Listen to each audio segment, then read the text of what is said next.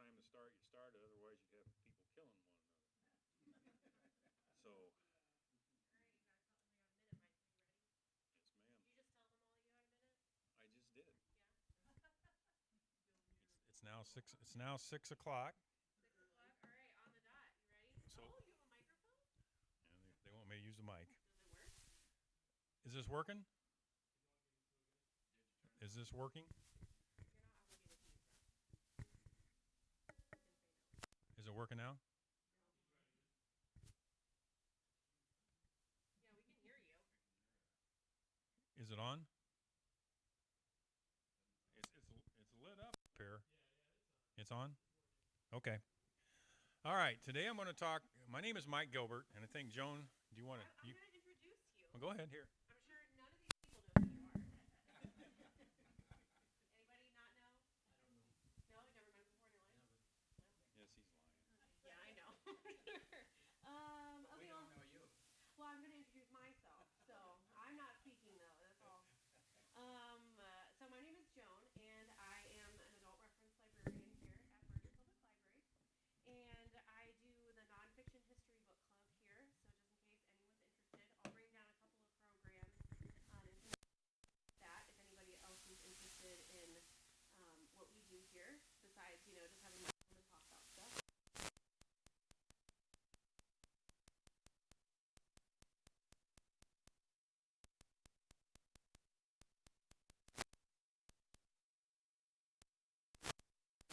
The beginning and the end, right? It was April to April.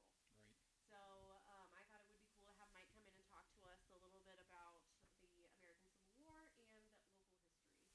So here's Mike Gilbert. Thanks for coming. And now we have to do it. Thanks, Joan. Okay, in the slide in front of you, you see the 72nd Ohio Volunteer, the OVI, and that's what I'm going to say because it'll help me not make any more mistakes than normal. And as you look at this picture, I'm going to read to you some of the patriotism that flowed throughout this county from different wars. After the opening salvos of the Civil War in April 1861, thousands of men throughout the country rushed to enlist in the service of their nation. Fremont, Ohio, the county seat of Sandusky County, was no exception to the patriotic fervor that swept the country. Fremont's population of 3,000 in 1860 showed a city with a growing economic center that served Sandusky's population of 22,000. The area had a long history of patriotism dating back to the Revolutionary War. Two members of George Washington's lifeguards, John Burkhart and John Wagner, had both lived and been buried in this region. David Dalrymple, John Davenport, Phineas Stevens, Jacob Wright, and Reuben Patterson had also served in the same war. Colonel George Croghan, and his name is pronounced Crowan, by the way, and that's one reason why this was not named Croghansville, because the GH is silent and no one would say Crowan. So I'm just going to say Croghan because that's what everybody knows. Colonel George Croghan's defense of Fort Stevens in the War of 1812 would turn out to be the rallying cry of the 72nd as their Civil War banner proclaimed the men serving as the Fort Stephenson Regiment. Completing the county's call to defender pride was Captain Samuel Thompson, a veteran of the War of 1812. Thompson was instrumental in raising a local group of men to fight in the war with Mexico, continuing the proud tradition of patriotic spirit inherent in this county. Out of a population of 22,000, 4,300 men between the ages of 18 to 45 were eligible to volunteer. 70% of those men enlisted, 10% more than the state average. Sandusky County sent 25 regiments, 7 cavalry, 4 National Guard units to serve during the war. Now, what we're going to talk about today is the 72nd Regiment, which was the largest single contribution belonging to this area of 877 members by Ohio Congressman and local attorney Ralph Buckland. Buckland did this with the permission of the Ohio Governor William Dennison. Now, just a little bit about Buckland. He was not a military leader at all. He was a lawyer. Yet the heroics that he does in Shiloh show a man with a great capacity to lead. And although he would admit to being scared many times, he didn't show that in the heat of battle. So he handles himself very well. And as you know from Civil War, Sometimes you got guys in charge that don't know what they're doing. They're not very courageous. They don't have any command of their men. And this was not Ralph Buckland. Now, when Hayes writes about Buckland, he says Buckland had a very dry sense of humor. And if you've ever read Hayes's diary, he has a great sense of humor. He liked Ralph, but he said he was kind of droll, in his opinion. Now, Buckland's grandfather, Stephen, had served in the Revolutionary War. He died while imprisoned on a British ship. His father, Ralph, also served in the War of 1812, and he died as a result of service in the war. Due to his family's service and in recognition of his service to the town of Fremont prior to the Civil War, it is no wonder that his efforts at recruitment were so successful. So he came here in 1837. He is also the brother-in-law of Thomas Stillwell. So when you hear Stillwell and Buckland, because he'll be mentioned quite a few times in his diary, those are brother-in-laws. They married sisters, and the sisters were related to one of the founding fathers of Boston in 1630. So there's a lot of history with him, and he's very successful in raising this group. Now, this is Hobo Jungle. This is by the river, and this is before they straightened. This is when they straightened the river out, before they straightened it out in 1971. The Hobo Jungle was also the site of Fremont's first football game in 1894-95. So what these young men did, and most of the men, average age of the regiment was 23 years old. They went here and they practiced being soldiers. They did drills. Many of them had broomsticks. They didn't have guns. As a matter of fact, they're not going to get guns, some of those guys, until they go down south on the Baltic, which is the ship that takes them to Shiloh. So what you have to understand here is they have no idea that they're going to be walking in the two bloodiest days of the Civil War. Over 24,000 casualties. They're brand new. They haven't fought with any other regiments or anybody next to them. And yet, during this battle, they're going to be known as heroes. Although it takes a while for the people of Fremont to realize that. Now, this is the regimental flag, which you can go see at the Historical Center. And this flag was given to the men. And the thing you have to understand about flags at this point, flags were in front. This is how the men knew where they were marching. The flag was protected at cost of life. I mean, there's one battle where there's like 14 flag bearers die. And you think, why would they go to get that flag? Well, because it represented everything they stood for. And this particular flag was made by the women of Fremont. And in the Battle of Shiloh, they lose the flag. And Buckland will throw a man under the bus by the name of Jacob Snyder. He says Snyder didn't lose the flag.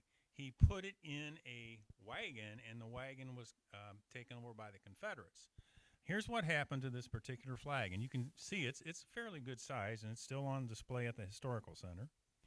In October 1896, this is many years after the war, Bushnell and his staff came to Clive for a 72nd reunion, presented the banner, the Medal of Honor winner, to Charles McClary. So they gave this flag. P.G. Beauregard had it since 1862.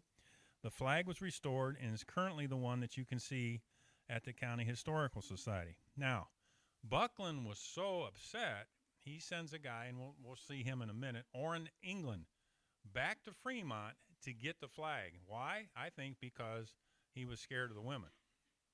Because they spent a lot of time putting this flag together. And by June, they lost the flag in April of 1862, and by June, they had made another flag. And Buckland will send Orrin England to it. Now, what about poor Jacob Snyder? Jacob's buried over at Oakwood. The men of the 72nd, that you'll be pretty familiar with when I'm done, guys by the name of Rice and England and Caldwell, swore up and down that it was not Snyder's fault that they lost the flag. So Buckland is pretty sure that Snyder did it, but I think he might have been somewhat mistaken. Now, this is a picture of the Buckland home, which is on the corner of course, Buckland and Park. Back then, it would be Buckland and Maine. It was a beautiful home. It was finished in 1853. It was the showcase of Northwest Ohio. It had black walnut. It had interior heating. A couple guys you may have heard of named Grant. Whoops. Too many things up here. Grant, Sherman, Salmon Chase, Benjamin Butler all came here after the Civil War. And the reason they came here is because of Buckland's action during the Battle of Shiloh. Because basically he saved their bacon by holding them off for 2 hours. And if you go to Shiloh today, you can see Buckland's line. And I'll talk more about this as we get closer to the battle. But unfortunately today, this doesn't look anything like the house. He owned the entire block, and there was a fence around the block, and there was he had hogs and cattle and everything else in that block. And also to the west of his house at one point was a tennis court. So what about the soldiers in the Civil War? What did they look like? Well, they're about 5'7". They weighed about 145. I think I weighed 145 in third grade. The average age here, like I said before, was 23. And here's a little bit about the 72nd. Compared to the modern day soldiers, the men of the 72nd were totally unprepared, undisciplined, and unorganized as they prepared to fight the largest battle of the Civil War. As they marched to their assigned spot at Shiloh, which was located about 2.5 miles from Pittsburgh Landing, they were totally clueless about the hell that was about to be unleashed. Making their way to the apex of the Union lines, they were cheered by the victors of Fort Donelson. Thoughts of heroism, pride, and patriotism filled their heads with the glory that awaited their arrival on the field. The fate in store for the regiment was something far different. Now, Fort Henry and Fort Donelson were 2 victories by Ulysses Grant. And this is Grant's appeal to Lincoln is the fact that Grant will fight. And at this particular battle, he is given like thousands of cigars. Grant smoked cigars since the Mexican-American War, and if you know anything about Ulysses, he died of throat cancer. And he's finishing his memoirs because of some bad investments he made in 1885 when he passed. So what else do we have here? You also have a guy named James B. McPherson from Clyde, who is a great friend of Grant and Sherman, and he was originally sent there after Shiloh to see if Grant was drinking, because a guy named Henry Halleck, who was called Old Brains and didn't get along with Grant, wanted McPherson to spy on Grant. Well, McPherson, Grant, and Sherman all become great friends, so that kind of falls by the wayside. And just as an aside, McPherson was an architect, an engineer, and he helped build Alcatraz. And we'll talk more about him as we go through it. So why did these guys fight?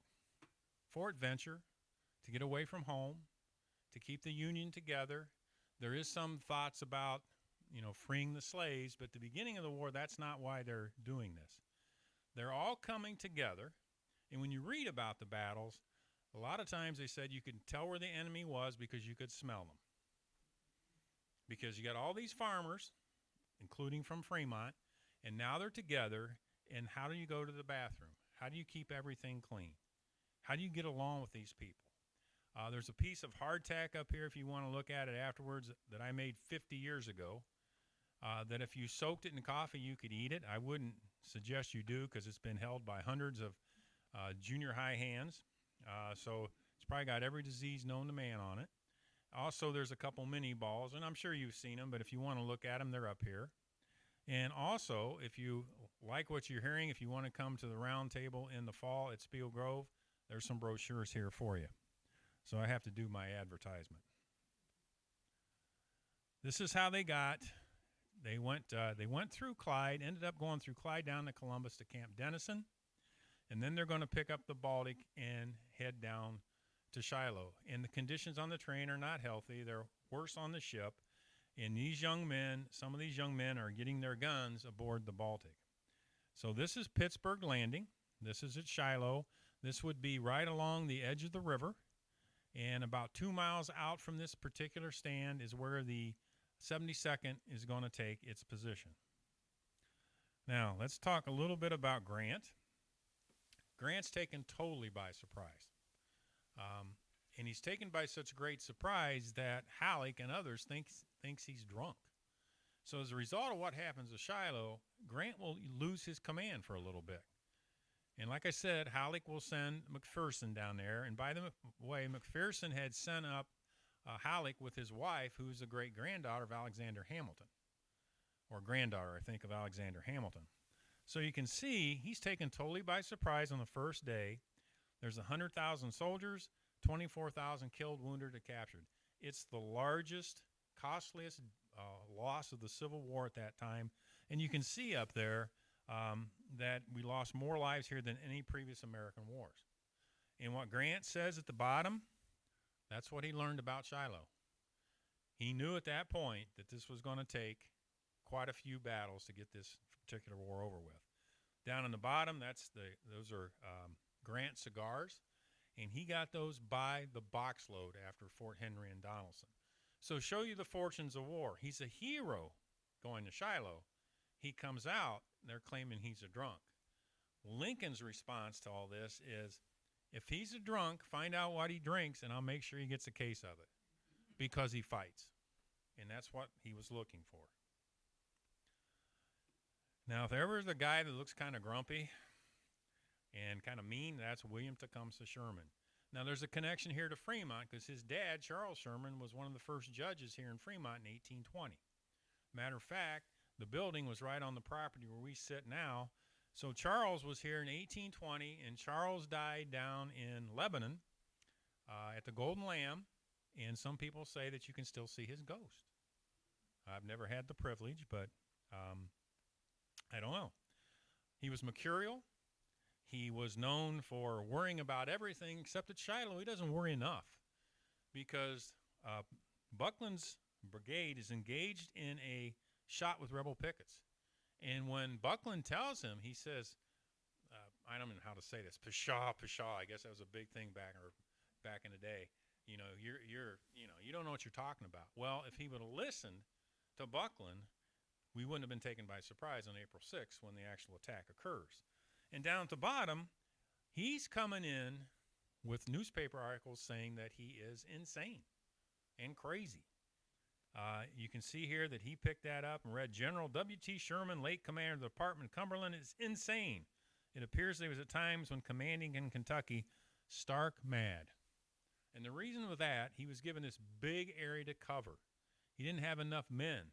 So he's concerned, paranoid about not having enough men. Yet at Shiloh, he doesn't seem to have that concern.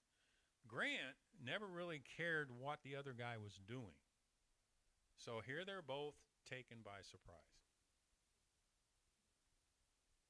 Now this is the Battle of Shiloh. To the extreme right of that would be Pittsburgh Landing, and the first three lines that you see would be about 2 miles out, and that's where Buckland's brigade was. Now, you've got cousins, you've got brothers. None of them have ever fought in any kind of formation before. You've got regiments on each side of them.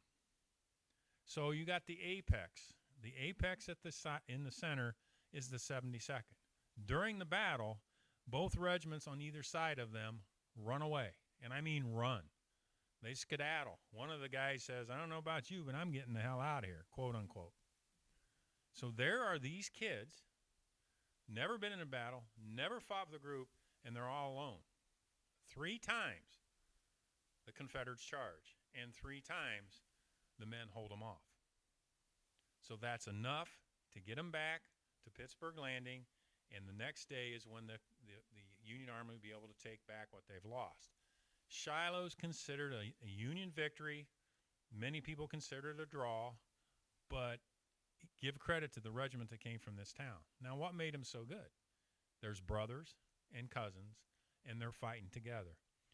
Buckland is riding up and down in Sherman's memoirs, which I'll show you. He talks about the courage of Ralph Buckland on a horse, riding up and down, encouraging his men to fight. This is a lawyer. This is a guy with no military training, and yet there he is out there doing his best to keep his companies in line. He's in charge, I think, three groups at this particular time. So as they fall back, men like Orrin England and John Rice, Fremonters, take over, and they're in charge on the field because the commanders aren't there. So during the midst of battle, what they call, when you see the elephant, These guys are out there doing their best to keep it together. The smoke, the gunfire, the people getting shot next to you, and they hold that line for 2 hours. And remember, nothing on either side. So if the Confederates get around them and encircle them, they could have destroyed the entire group. Now, always got to talk about the women because I live with one. I had 2 daughters, so I know what side the bread's buttered on. This is kind of a story that's fake news, I guess you'd say. Word reached home the flag was lost. The community assumed the worst. Gessner is 16 years old. His name is Gustavus Gessner. We'll talk more about him. He's 16 years old. He lied to get in. And basically what those kids would do is they would take a piece of paper and write 18 on it. And they would say, do you stand on the fact that you're over 18? Yes, sir. Because they're standing on a piece of paper that says 18. Gustavus is wounded in the shoulder, and he's captured by the Confederates, but he gets away. And many of the men say that's the most heroic thing I've ever saw. They said he jumped up and ran away from them. As a 16-year-old, I can understand how he could do that. We talked earlier about was given to P.G.D. Beauregard, who was there after assuming the command after Albert Sidney Johnson was wounded. Now, Albert Sidney Johnson is the head of the Confederate Army, and after his death, Robert E. Lee will take over. And he is wounded in the foot, and he doesn't know he's even wounded until he looks at his boot and blood is pouring out. So Sidney Johnson dies at Shiloh, and that opens the way for Robert E. Lee to come. By June, the women have made another flag, and it's a big flag. You got to go see it. Buckland has thrown Snyder on the bus, like I talked about, and he sends Orrin England to pick it up. And he says, we'll never lose it again. And you can see what happens to save the flag when Nathan Bedford Forrest comes later. Guy takes it off the pole and wraps it around his body and throws his uniform over the top because he didn't want those women to have to make a third flag. And when you read about some of these guys, they said, I was more concerned about telling the woman we lost the flag again than getting stabbed by a bayonet. I don't know if that's true or not, but that's what they're saying. Now, this is Martha Treat Canfield. Her husband is from Medina. He's one of the first casualties of the Battle of Shiloh. And she is worried about him. She hears about the battle. She runs down to the area, and as she gets to her husband's bedside, she grabs a hold of his head to give him solace. He's already passed, but he's still warm. So she had some difficulty getting there, and her job, she thought, was to take care of the men of the 72nd. So she goes to Ulysses Grant, and she says, can I have a pass to get to these injured men? Grant gives it to him. She becomes great friends with Julia Dent Grant, and throughout the war, she will help the men of the 72nd or anybody else that needs her help. She's given a job after the war by Ulysses Grant, and then she just disappears from the face of history. Now, we have a Canfield Street over by St. Bernardine and the Lady of the Pines, but I don't think it's named after her. I think it might be named after the home of Buckland because he was from Canfield, Ohio. You see Julia there? She never liked to look you head on because her right eye is crossed. So usually when you see her, although I have seen pictures of her looking on, yeah, you can't help but look at her eyes, so I can understand why she did that. This would be the nephews of Ralph, and they are at the Battle of Shiloh. In that letter is, I enclose you herewith a letter to Mother written by Chester describing a skirmish that we had with the rebels on the 4th, but I have a far sadder tale to tell. He had begged his mom to let him join the army, and he's about 19, 20 years old. He was going off to college. She didn't want him to do it, but he talked her into it. Now, he has written this letter to her after the first skirmish, and this is before he gets wounded. He gets shot in the knee. His brother, Henry, over there to the right, makes sure that he gets taken back to the Baltic, which is the medical ship, which is a horrific place of illness and disease. He gets sick, the knee gets infected, and he dies.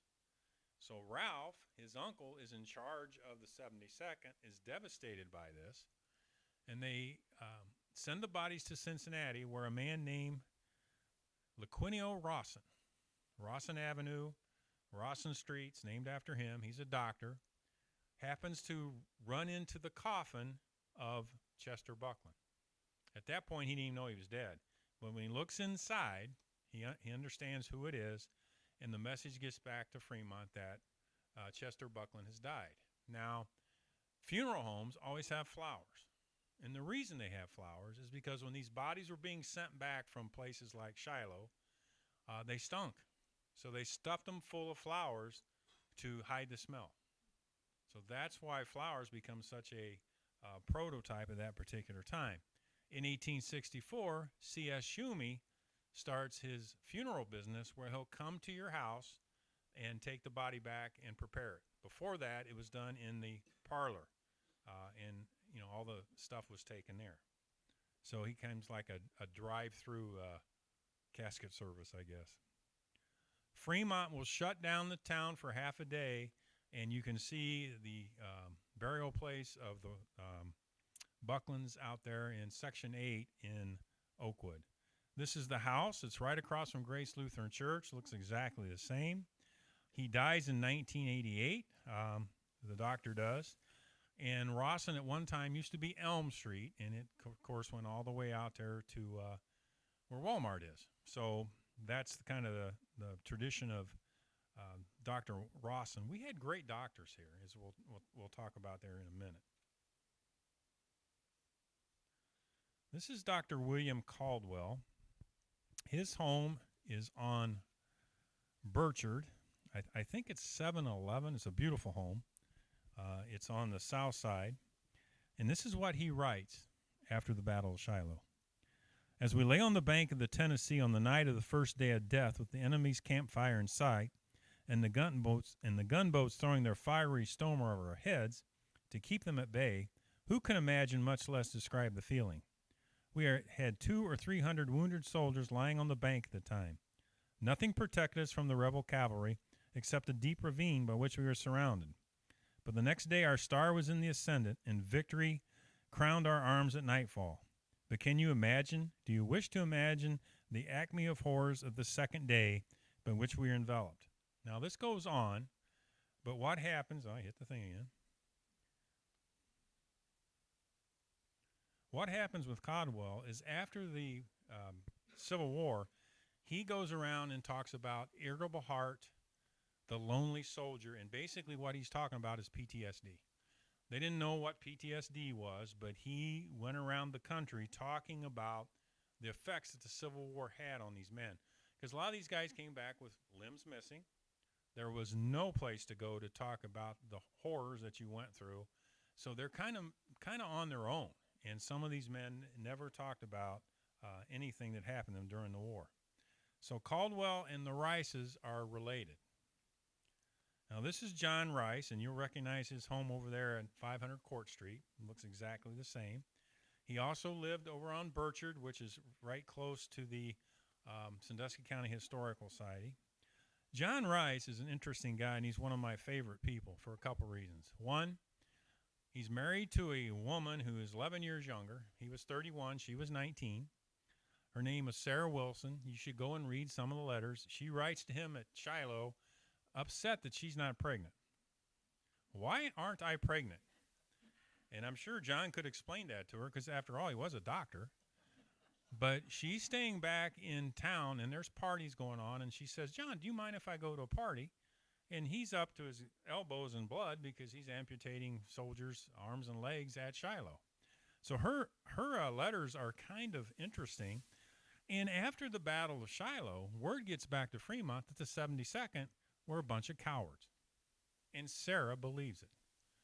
And John is livid because it'll take a couple weeks before the story comes out that not only were they not cowards, but they're heroes. So he writes a letter to her saying, you're my wife, and you believe that we ran when we stayed and fought. He's also at the bedside of President Garfield. He goes to the inauguration. He's watching the inauguration. Of course, Garfield gets shot. And if you want to read a good book, there's a great book out there called Destiny Republic by Candace Millard. And it talks about Garfield. There's a documentary out there, too. I don't know if it's Death of a President or whatever. But in it, they don't mention that Rice gets to see the president. And he writes a letter that's at Spiegel Grove talking about seeing Garfield. Garfield lingers for 80 days before he dies. The guy who takes care of him is Dr. Bliss. Yes, his first name is Doctor. So it's Doctor, give me the news. So it's Doctor, and the reason he dies is because he doesn't believe in germs, and he sticks his hand up in there, and he has like a 2-foot line of gangrene that ends up killing him. Rice, on the other hand, is a surgeon in the 72nd, and we have pretty good medical results from him because he tried to keep it as clean as possible, which was almost impossible out in those fields. A mark of a good doctor back then was how much blood was on your coat. I don't know about you, but if a doctor came all bloody to me, I would be less than exhilarated. Now, here's the Civil War doctors. And the reason I'm pointing this out is I think the 72nd was blessed with 2 really good doctors in Rice and Caldwell. There were a bunch of quacks. How do you become a doctor? Well, you could go to Philadelphia Medical School, which is one of the best schools in the country, or you could intern under another doctor. So you've got a vast array of knowledge. John Rice went to the University of Michigan. He was very well educated, and he was very concerned about the health. And even though he couldn't see those germs, he believed they were there. This is his brother. This is the funeral home on Arch Street. That's where the Rice family lives, a beautiful home. This was basically in the parking lot area of the funeral home. And I had to put this in here because Robert, in 1864, does an operation on a woman named Miss Long. Miss Long drives to Fremont in a wagon with a tumor about the size of a pocket watch. He's never operated on anybody yet. He's the younger brother of John. And he writes back to John, who's been through Shiloh and had hundreds of amputations, how he did this operation. He had 2 men working with him. One, he said, was too faint-hearted, and he got rid of him. And the other guy didn't know what he was doing. So when he cuts this tumor, he's amazed about the size of it. And he says, blood's coming out of places I never knew existed. And he operates on Miss Long. And she gets back in her wagon and goes back to Tiffin. I don't know how long she lived, but she survived the surgery. This is John Rice's wife, and this is one of her letters. There is a Wilson window. Is that the Presbyterian church on where Matt was? Episcopal church. In the Episcopal church on Park, there is a Sarah Wilson window. Her family was wealthy. Her dad, James, was a doctor who later became a banker, started the First National Bank. They had a home on this property, moved it in 1931. Now it sits on 503 Ewing. It's a beautiful house, but it's badly in need of repair. And this is one of her letters that she writes. And if you want the gossip of Fremont, Ohio, you need to read Sarah Wilson Rice. Now, John will die in 1892, I believe, of Bright's disease, and she will live until 1928. And if the house is a little spooky, there's 2 ghosts attuned to that house. And since this is not ghost time, I won't tell you about them. This is Buckland's statement.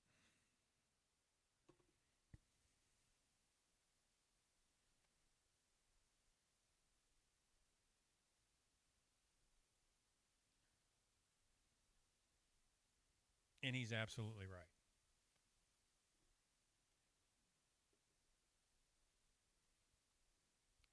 Because this comes from Sherman's book, and I think you can say what he says.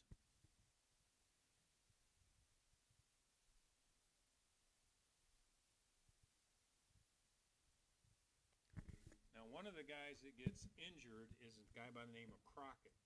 And the Crockett family owns the golf course over in Clyde. That's a relation of them. And I believe Crockett will die in December of 1863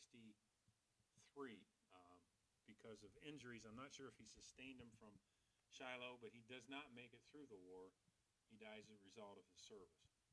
So there's lots of connections here. And Sherman was very, very pleased with the 72nd. This is Orrin. I had to put him in here because this is the guy that is told to go back to Fremont and get the flag. So he goes back to Fremont. He gets the flag, and the reason he does is because he's Buckland's aide-de-camp. And I don't know if he said, well, we're sorry, but it was Jacob Snyder. But the men of the 72nd do not blame Jacob Snyder.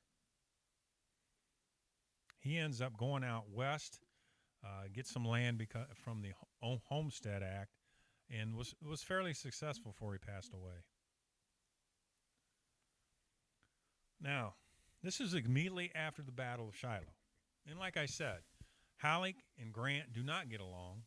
Halleck was called Old Brains because he was kind of smart, I guess, but not too many people liked him. So he takes over. They go to Corinth, and this is what one of the men says. Halleck's siege of Corinth was a gigantic school for teaching the art of throwing up breastworks. Because basically all they did was build breastworks, and when they did take Corinth, the Confederate army had already left. So they didn't do anything. So they weren't real thrilled with him as a leader. This is the Battle of Vicksburg. Now, as a reminder, remember when this is going on, so is Gettysburg. Because Gettysburg will end July 3rd, 1863. Vicksburg will fall July 4th, 1863. And basically, you can see what they did. And James McPherson is an integral part of the siege tactics that take place during the Battle of Vicksburg. And if you know the story there, Vicksburg, they end up eating horses and rats and everything else because they're basically starved to death because of the siege. And this is the beginning of the end for the Confederacy. Right after that was Jackson, Mississippi. And here you have Sherman, the 72nd. You have McPherson, because the 72nd is going down through the South on their way towards Atlanta. Now, this is February of 1864. Now, 1,000 men left. 377 came back to Fremont. So the regiment had been devastated by disease because 2 out of 3 soldiers died because of disease. Notoriously, there's a cute story about they're shooting at a barrel, and they shoot something like, not just this regiment, they shoot something like 600 rounds, and maybe 40 rounds actually hit something. Civil War soldiers, notorious poor shooters, one, because of the guns, and 2, because during the battle they'd get so excited they would forget to shoot the gun. And they found one rifle with 28 bullets stuffed in it. Some of them would shoot their ramrod. But they're 19 and 20-year-old kids, and I totally understand it. So when they come back here in February of 1864, they've been through the ringer. And people around the town and around the United States are pretty fed up. They want this war to be over. Now, this is a defeat that's going to have a major impact on the 72nd. This is in Mississippi, and this is called Bryce Crossroads. And this is what, gosh, I keep doing that, Gustavus Gessner says about Bryce Crossroads. Soldering changed for Gessner when in the spring of 1864, the 72nd received orders to join General Samuel Sturgis' expedition against rebel troops but led by Nathan Bedford Forrest. After a grueling forced march and stifling heat, they met the enemy at Bryce's Crossroads, Mississippi. Just as the Union was getting the upper hand, orders came to withdraw. Although shocked and confused, the 72nd did their duty, covering the retreat of the troops and the cavalry, who acted as Sturgis's personal bodyguard.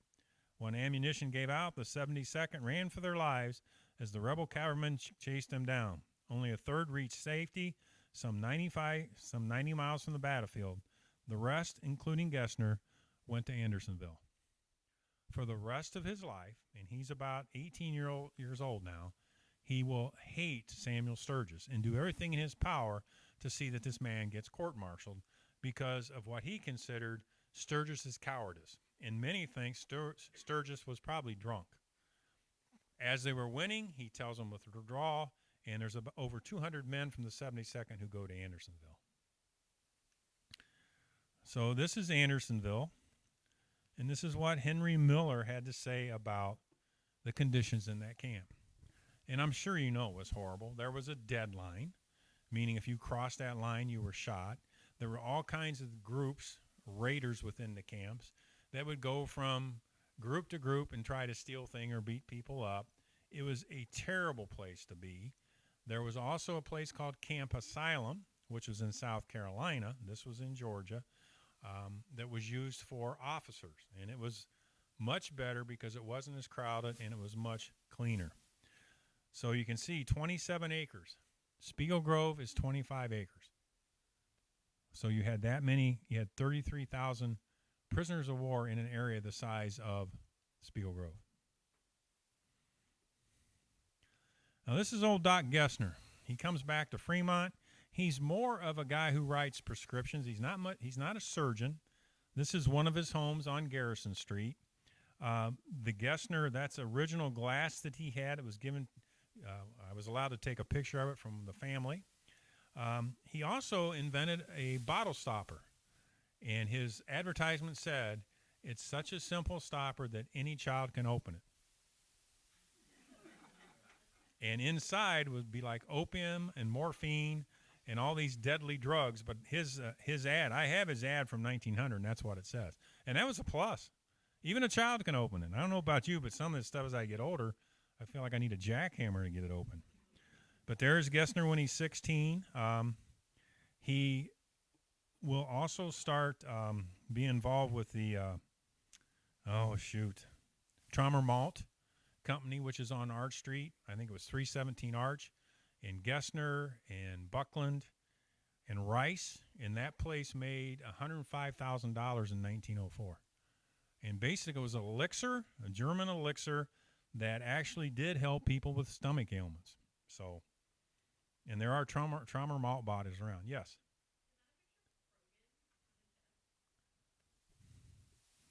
Yes, I think it is.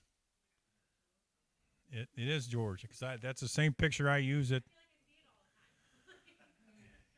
Yeah, he's quite the guy, and he made it his life's mission to, because what happens with Sturgis is he's going to be appointed to the Veterans Board, and he doesn't want that. So the men of the 72nd are writing all these articles and petitions to get him out of this job. It doesn't work because Sturgis has more political power.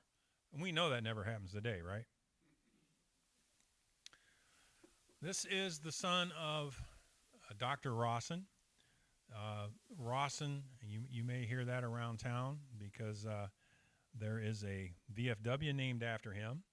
He escapes with his life after the Battle of Bryce Crossroads, but he runs into another engagement in Tupelo, Mississippi, and he's killed on that date. And his dad goes down, that's his 1864. His dad goes down to see him, and he had been shot in the head. And then James McPherson dies not too much later. I should say McPherson because there's no fear in McPherson. And this is him. He's quite the guy. They thought he might be the next president of the United States. And he was very well liked by Grant and Sherman, very well thought of. He was going to get married. And he was about to be married, and he got called to duty to this particular fight, and he gets killed there, and his fiancée never gets married. Washington, D.C. And even the Confederates liked McPherson. Now, the Union didn't like this guy.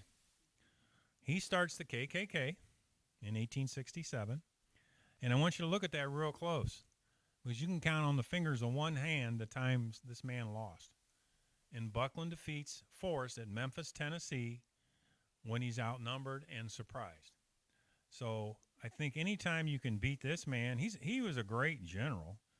I'm not saying he was a good human being, but he was a good general. And Buckland had been reassigned. I think he got injured and was sent to a more less physical duty at Memphis, Tennessee, and he was able to knock back Nathan Bedford Forrest. Forrest is a Confederate, yeah. He started the KKK and Forrest Gump, Nathan Bedford. Now, this picture is about all the dead that didn't come back, about all the families that sat around tables with an empty chair. And this is right before the election for Lincoln. I mean, McClellan has decided he's going to run as the Democratic challenger. McClellan, of course, Lincoln's generals who was kind of hesitant to use his army. And there's one instance where Lincoln says to McClellan, if you're not going to use that army, could I borrow it? He was a great organizer, but it was hard to get him to fight. So the empty chair, we lost McPherson, we lost Rawson, we lost several 500-600 men from the Fremont area. And this is what the people back home are dealing with. And there's the election, which would be 1864. And, of course, the Union Army voted predominantly for Lincoln. You want to guess who we voted for? We didn't vote for Lincoln. We voted for Stephen Douglas. There's four men running. I think it's Breckinridge, Bell, McClellan didn't make it in, Lincoln and Douglas, and our county voted for Douglas. Now here's one of our Medal of Honor winners. He's from Clyde, Ohio. He's buried over at McPherson Cemetery. There's a great story of George Thomas is looking and says, who are those men going up the hill? Who gave them that order? And charging up the hill are the 72nd and Charles McClary. The medal you see down there when I gave this talk over in Clyde, some of their descendants from Findlay came and says this is his Medal of Honor. It's called, it was a battle night in Nashville, December 16th, 1864. It's also called Shies Hill. And there is the recommendation, or commendation given to him as a result of the action at Nashville.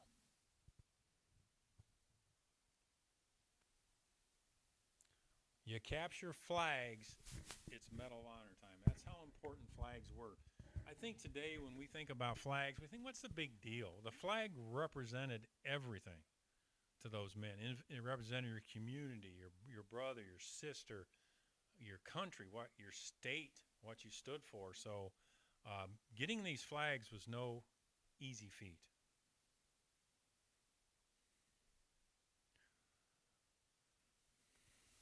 Now, when Gessner was in Andersonville, he kept a list of all the men who had survived in Andersonville, and unfortunately for him, he lost it at some point.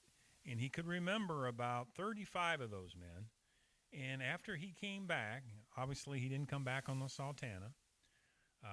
After he came back, he tried to write down as many of the men as he could remember, and 17 men from Sandusky County died on this ship after surviving Andersonville.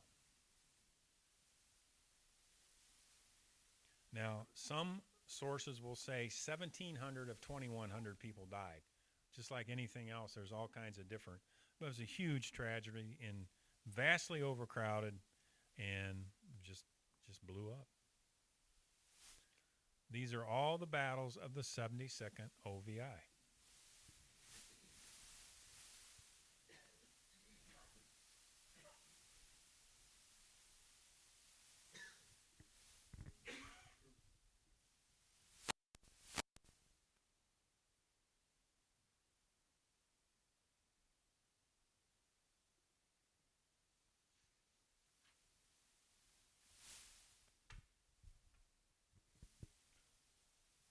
I never know when to move because I read fast.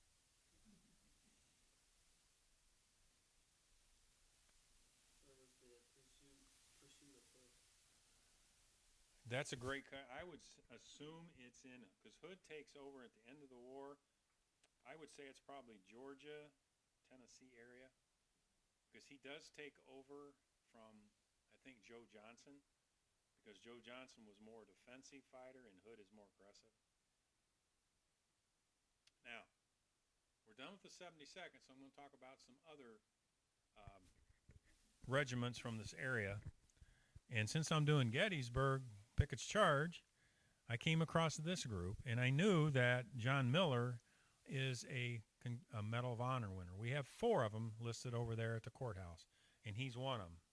Charles McCleary, Roger Young, Webb Hayes, and John Miller. And both of these guys get Medal of Honors. One, Miller, lived in a farm in Fremont, and the other guy was from Toledo, but enlisted in the Fremont Guards. Now, that blue line that you see up in the right-hand corner, that's the 8th Ohio. So they're pretty close to the angle. So as the Confederates are charging there, they're shooting at these guys at an angle, and because of that, they're able to kind of deflect the brunt of the charge. And if you look down at the bottom, you can see that every man in that unit was killed or wounded in some way. So they would call that a 100% casualty rate. They came from Bucyrus, Cleveland, Fremont, Medina, Norwalk, Sandusky, and Tiffin. So there's another claim to fame for this area. Now, I showed you this picture earlier, but the reason John Miller gets the Congressional Medal of Honor is because he gets those 2 flags, the North Carolina and the 38th Virginia.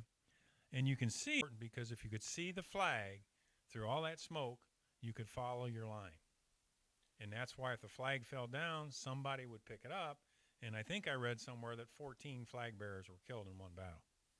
So you're picking that flag up, you know what's probably going to happen. And this is the record of John Miller, who talks about what Miller did to get that. Now, you're rushing forward. You got people shooting at you. A lot of these battles, there's no leaders on the field. It's man on man, and captains and normal everyday guys are taking charge of the battle because it's complete chaos.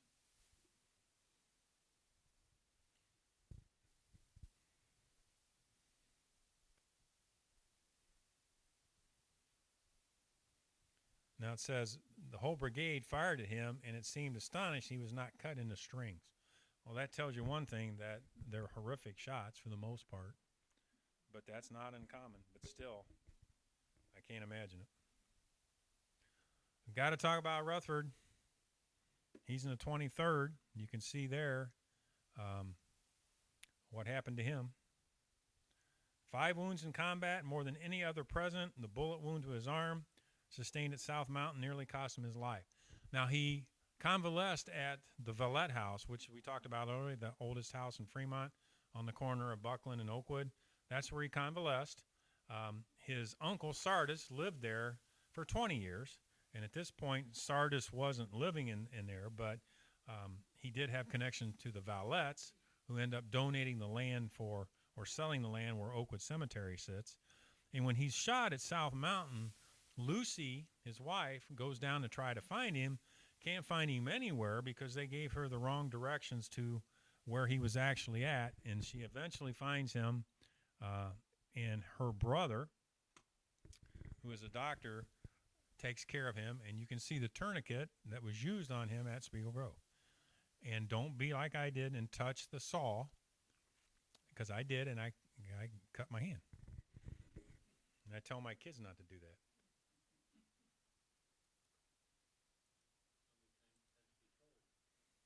Well, no one have to tell me again. I learned it the first time. Now, this is just across the street. This is, this is Joseph Bartlett, the Beardless Brigade. His dad was mayor at one point, and I have a little story here to tell you about Old Betsy. Old Betsy was sent to Pittsburgh after the Battle of Fort Stevenson to get refurbished. And they sent it to Pittsburgh, and we're waiting on it, doesn't come back. So finally the mayor says, "Where's Old Betsy?" He said, "Well, we sent it to Sandusky." He said, "This is Lower Sandusky." So he contacts Sandusky, and they say, we don't have it. So the mayor, Joseph Bartlett's dad, hires two men to go find old Betsy. And they find old Betsy buried in a barn in Sandusky. And they bring it back. So is that the rivalry between Fremont and Sandusky? I don't know. But this guy was the head of the Beardless Brigade. This was the 49th Ohio. They marched, listen to this, and I'm not making a mistake, 6,500 miles during the war. And they were called the Beardless Brigade because most of them were so young they couldn't grow a beard. And that house looks exactly like it does. That's on Park Avenue.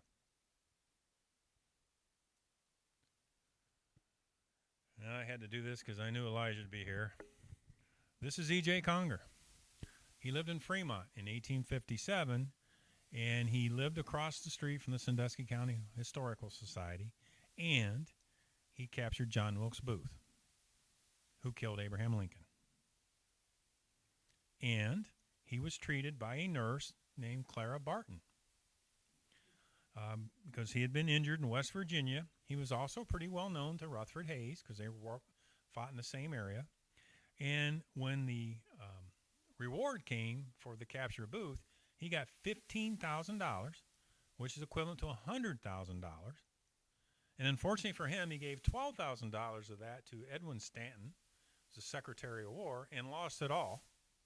Goes out in Montana, becomes a judge, loses his job because of gambling and drinking, and maybe morphine use because of his wound, and lives till about 1918 and dies over in Hawaii, and he's buried in Dillon, Montana. Quite a story. And that's the Reader's Digest condensed version. When asked about his marriage, his granddaughter said, Grandpa, what's it? So-and-so's getting married. He says, that's too bad. So I don't think he had a great marriage to Emma Kate. Her dad was the postmaster of Fremont, Ohio, who goes out west in 1849 looking for gold and either jumps or is pushed off a balcony of a saloon. And his obituary talks about his brains being splattered all over the floor. So and if you can find those two silver pistols he got, we'd like to know where they are because no one knows where those pistols are. So that's E.J. Conger. And the reason the Red Cross starts is because Clara gets a hold of his brother, Omar, who's a senator from New York or from Michigan, and says, can I talk to you a minute? No, I don't have time. Aren't you the brother of E.J.? Yes. Well, I'm Clara Barton. I took care of your brother. Okay, I'll listen. Red Cross. Now, if you haven't been out to Whittlesey Cemetery, you really should. It's located off of Wayne Street, and you can see 60 soldiers from the Revolutionary War of 1812, Mexican and Civil War. The Revolutionary War soldier is Jacob Nice. This was the first cemetery in Fremont. It was called the Old Cemetery. It's been basically taken better care of recently. At one point, it was heavily vandalized. Michael Wagstein, that guy down there at the bottom, Homer Everett said, when Michael Wagstein died at Shiloh, I only felt worse when Abraham Lincoln was assassinated. So that says something about Michael. Michael was a musician. Now, I know we're supposed to be talking about people, but you got old Whitey buried out there at Spiegel Grove. He's a Civil War warhorse. And you got Ned. And you've got also a couple greyhounds that are buried out there. There's all kinds of interesting things out there. So it's back behind where Webb Hayes is buried in the present. If you want to know, I can probably get you there, but it might take me a while. Yes. Down the hill.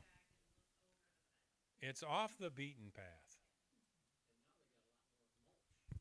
Yes. It's pretty nice. So here we are, Ohio in the Civil War.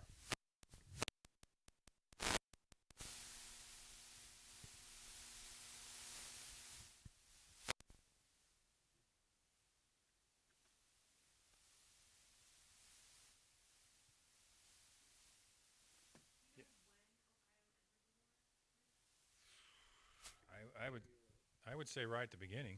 I mean, I don't know the exact date, but we were one of the biggest contributors. But yeah, I think when he calls up 75,000. I think. Yep. Yep. Yep.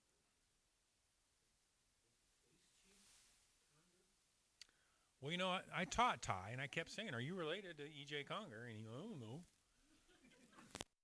I mean, I just asked him. I said, you're not curious, because there were a lot of Congers here. His dad, E.J. Conger's dad, was a preacher. He taught at Lime. He preached at Lime Church. The family did very well. They're very well respected. I'm going to leave you with one last thing because it's almost 7 o'clock. This is Edwin Leonard. He is buried over in McPherson Cemetery, and he fought in Company A, 54th Massachusetts, from the movie Glory. Yeah, I don't have a picture of him. He fought. If you saw the movie Glory, he's one of the black soldiers that was Robert Shaw from Massachusetts was in charge of, and he fought with the 54th, and he's buried over at Clyde. And I have a whole list of African American soldiers, but Joan says I have to be done at 7. So thank you for coming. Joan didn't really say that. Do you have any questions? Well, I appreciate you coming.